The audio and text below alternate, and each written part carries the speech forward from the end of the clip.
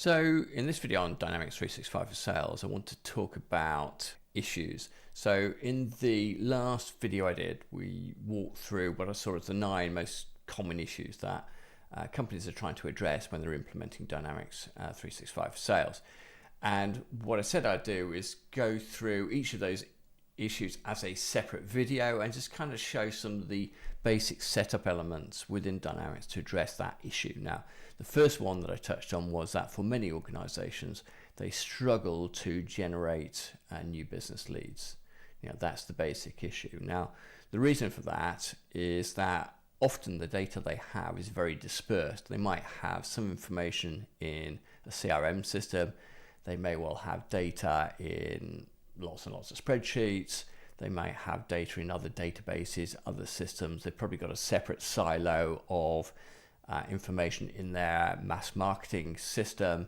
They've got data in Outlook. They've got data in people's heads. It's spread, and the quality of that data is often not very good. It's often incomplete. It's often poorly categorized, so it's data that you can't really do much with. Now, the implication of that from a marketing standpoint is that it's very difficult to do the sort of very personalized, i.e. Dear Richard, segmented, very targeted mailings that are going to be successful. I mean, for most organizations, their customers are different. They are different buyer personas.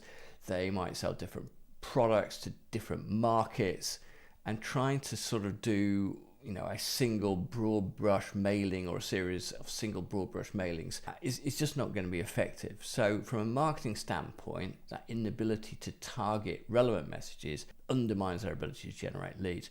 From a business development standpoint, so I'm here talking about the sales team's ability to target new business accounts, it undermines that as well. They've got, they spend a lot of time trying to build up lists of companies to target. They don't benefit from the history of what's been done in the past. What do we know about these organizations? Have we spoken to them previously? What information did we harvest? Are we trying to target people that we know can't buy the products that we sell?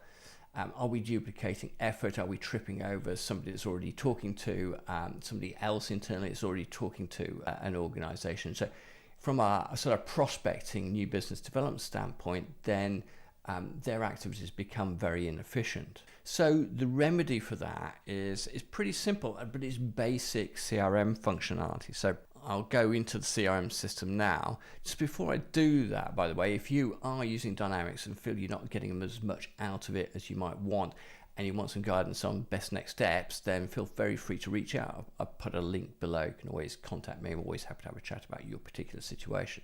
Anyway, let's go into the system and talk about how we set up to make it easier for people to generate new business leads. So the first thing is we really want to start to use CRM as our exclusive master data source about our prospects and customers, but we're talking about prospects in this particular case. So let's get rid of the spreadsheets. Let's try and consolidate our data within the CRM system. And the 2 record types we're traditionally going to be using are accounts, which I'm in an account. An account is an organization. In this case, a prospect organization. So I'm talking very much in the context of business-to-business sales, and then contacts. So if I was purely doing business-to-consumer sales, I might only be tracking information about contacts. But typically, probably the majority of users are going to be business-to-business. CRM users are going to be business-to-business. So you're going to be tracking information about contacts and accounts. Now, ideally, what we're trying to do is get a full picture, an accurate picture of our known universe of potential buyers. If I'm, hypothetically, as a random example, what if I'm selling to dentists? I ideally want, the whole known universe of dentists I might be selling to within my CRM system, understand which are customers, which are prospective customers, what conversations have taken place, where we are with sort of developing that each prospect to be a customer. That sort of known universe is the ideal that we're ideally trying to aspire to. The additional element to that is the information we track to categorize these accounts and contacts needs to be carefully thought out. We can't treat each as, every single counter contact as being the same. You're going to have some degree of segmentation. So, in a basic way, we need to start to categorize this data. We need to understand the different types of accounts. So we might want to distinguish between customers and prospective customers on a very basic basis. We might want to have some sort of development status. If they're not a customer, where are they? Are they an absolute cold prospect we've never spoken to? Are they a key target? Are they somebody that we're working with at the moment? So that development status is a key thing to track. What are their potential product interests? Are they, are we selling products to different markets? What market are they in? We might be interested in different buyer personas. We might be very interested to track job roles. So we need to really think about the fields that we need to segment. Now that's important. We mustn't go overboard with this. We start to come up with a list of 100 different fields that we feel we should be capturing in order to give us every type of segmentation we could possibly want.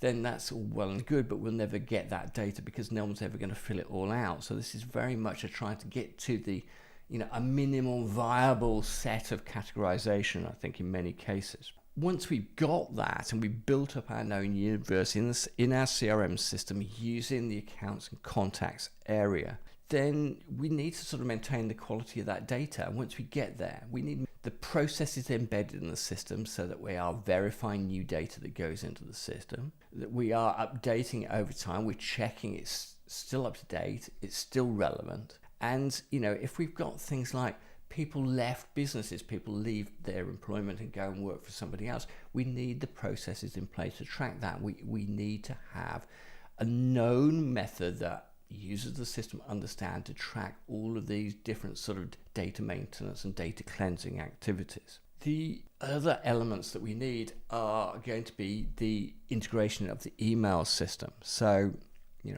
you're going to be using some tool to do mass email marketing. That might be Microsoft's email marketing application, but it might be applications like ClickDimensions, like .digital, like MailChimp.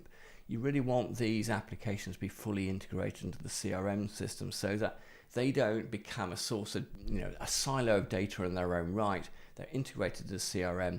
They're being fueled by data within the CRM, but also writing data back into the CRM system about what campaigns have been initiated and sent and how people responded to them in terms of, how they followed particular links or have they opened them. Or did that bounce back, or have they unsubscribed?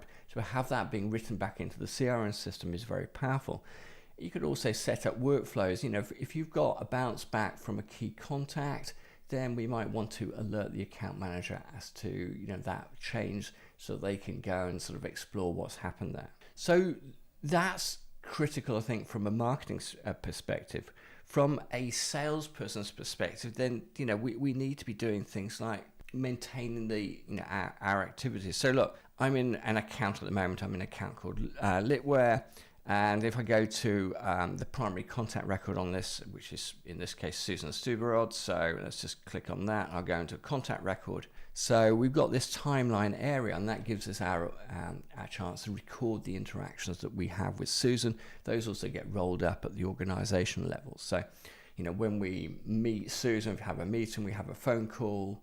We've got a to-do, we're wanting to capture those activities so that we've got that history there, that we can understand what interactions we've had in the past and what intelligence we've gathered from those interactions, and we can recycle that information for the future. We might also want to use email as a means of reaching out to prospective customers. Obviously, we'll have the integration into Outlook, and so if I want to add an email, what I can also use is the email engagement capabilities and have those active and use those within Dynamics as well. So what that allows us to do is track whether sales outreach emails that we might want to send out have been opened and have they followed particular links. And it's a very powerful way for salespeople to see if their business development activities are successful or not. We've also got the ability to insert templates. And again, I think template management is really important in this context. Having a library of pre-developed, effective sales letters, sales emails, marketing outreach, sales outreach templates pre-set up. It just means that salespeople don't have to, not everybody is the world's greatest author. It means they've got sort of, pre-set up templates that we know are effective and that quick and easy for people to be able to leverage and use. We've also got the sales literature area as well, if we want to give people quick and easy access to the various different pieces of collateral that we've got available to us. So I think those are some of the elements that support that whole process of making it easier to generate new business opportunities from prospects. Now, absolutely none of what I've described there is rocket science. It's really, really, really basic functionality. But the reality is most companies don't do it. I mean, how many, there are not many companies can hand on heart so they're completely confident in terms of marketing out to their prospect base, or that their sales development activities are as effective as they could be. So just getting these basics in place and working within the Dynamics environment is a very, very effective tool of addressing this issue of not being able to generate as many leads as we might want to, or generate as many new business leads as we might want to. Anyway, that's the setup for the first of the issues. I'm going to carry on through the series and address all 9 of the issues I identified in my video from a week or so ago. Anyway, that's everything I wanted to cover today. I say if you want to reach out, make contact, then I'll provide a link below. We've got a wide range of videos on Dynamics 365 for Sales, so feel free to check out the channel. But thanks very much for your time today, and hopefully see you again soon.